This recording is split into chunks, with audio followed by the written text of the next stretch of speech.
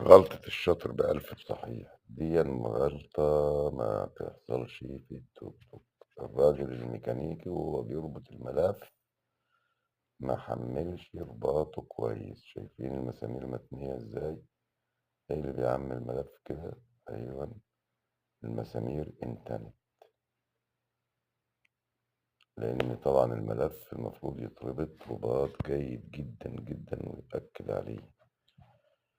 طبعًا هنا لمّا خَسِّل وربط بالراحة أو خفِّف الحمل أو خاف للسِن يحلق، فربط ما ادّاش حق الرباط. طبعًا الملف ده المغناطيس بيبقى بيشدّه بمنتهى القوة، الملف ده اتقطّعت السلوك وانتهت القصة بتاعتها، خلاص أصبحت المكنة من غير شحن، والشحن هو اللي بيغذّي البطارية ويخلّيها تستمر معاك في الدوار. أول ما انقطع الملف يا دوبك، شايفين القاعدة بتاعة المسامير عاملة إزاي؟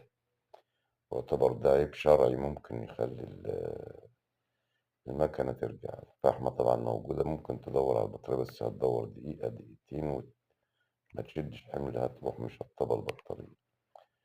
وعمومًا نخلّي بالنا من غلطة الشاطر يا جماعة. السلام عليكم ورحمة الله وبركاته.